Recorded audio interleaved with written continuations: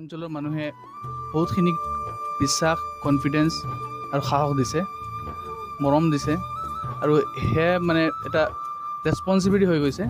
আসসালামু আলাইকুম, নমস্কাৰ। মোৰ লগত আছে বৰ্তমান আপোনালোক সকলোৰে সুপৰিচিত doctor Saidul Alam.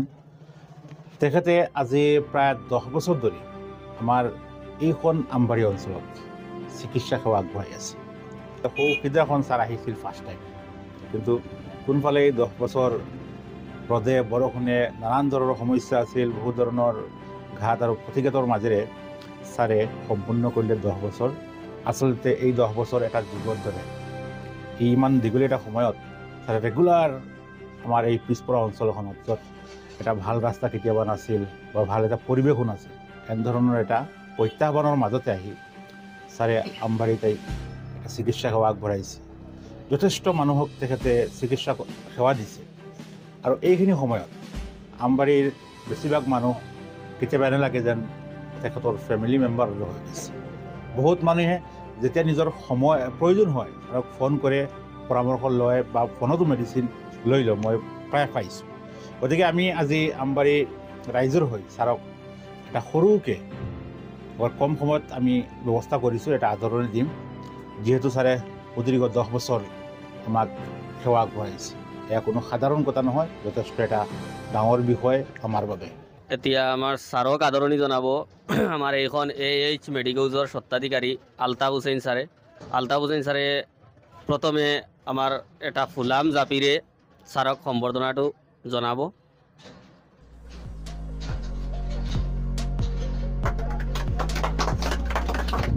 Dream light junior কলেজৰ প্ৰিন্সিপাল ফাৰুক আহমেদ ছাৰে এটা চেলেং চাদৰেৰে সম্বৰ্ধনা জনাব। BBN লাইভৰ স্বত্বাধিকাৰী বিলাল আহমেদ মজুমদাৰে এখনি ফুলাম গামোচাৰে ছাৰক সম্বৰ্ধনা জনাব। আমাৰ আলতাফ হুছেইন ছাৰে আমাৰ এই ছাইদুল আলম ছাৰক এখনি ফুলাম গামোচাৰে সম্বৰ্ধনা জনাব। ঘনিয়াৰপাৰ বনগাঁও প্ৰাথমিক বিদ্যালয়ৰ প্ৰধান শিক্ষক আমাৰ মাজত আহি উপস্থিত হৈছেহি। আমাৰ আমবাৰী অঞ্চলৰ এজন চিৰপৰিচিত মানুহ, তেখেতে আমাৰ ডক্টৰ ছাইদুল আলম ছাৰক এখনি ফুলাম গামোচাৰে সম্বৰ্ধনা জনাব। আমাৰ মাজত উপস্থিত আছে আমাৰ এই অঞ্চলৰে এজন শিক্ষক নিৰঞ্জন দাস, তেখেতেও আমাৰ ছাৰক এখনি ফুলাম গামোচাৰে সম্বৰ্ধনা জনাব। বিলাল আহমেদ আমাৰ এজন সাংবাদিক বন্ধু আমাৰ মাজত আছে, তেখেতেও ছাৰক ফুলাম গামোচাৰে সম্বৰ্ধনা জনাব। ফিৰদৌছ আলম আমাৰ ছাৰক এখনি ফুলাম গামোচাৰে সম্বৰ্ধনা জনাব। আৰু মই নিজে ছাৰক এখনি ফুলাম গামোচাৰে সম্বৰ্ধনা জনাবলৈ আগবাঢ়িছোঁ।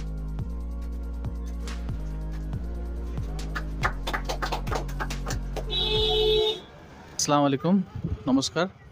এই ব্যস্ততাৰ মাজত এই আদৰণি পৰ্বটো ৰখাৰ বাবে মোৰ ধন্যবাদ। বিলাল ভাই কোৱা মতে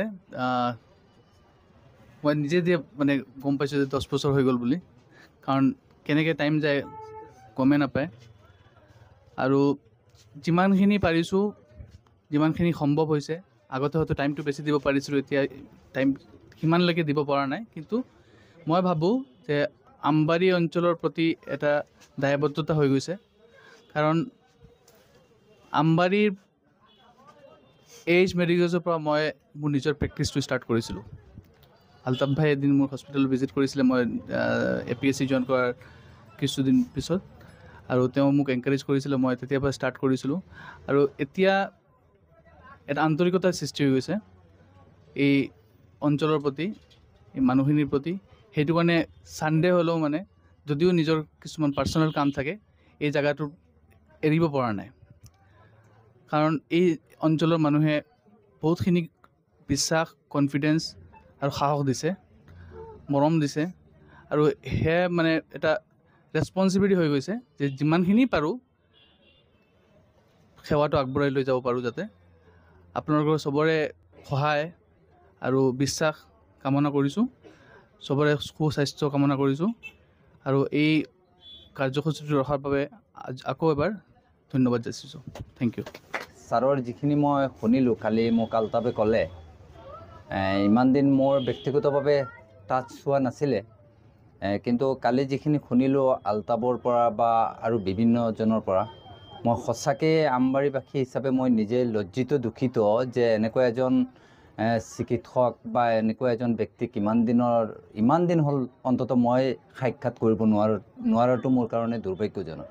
মানুহৰ নানান বেমাৰ আজাৰে দেখা দিছে, কিন্তু একমাত্ৰ চিকিৎসকসকলৰ আন্তৰিক চিকিৎসা, আন্তৰিক যি মানৱ সেৱা, তাৰ ফলত মানুহে যথেষ্টখিনি সকাহ পাই আছে।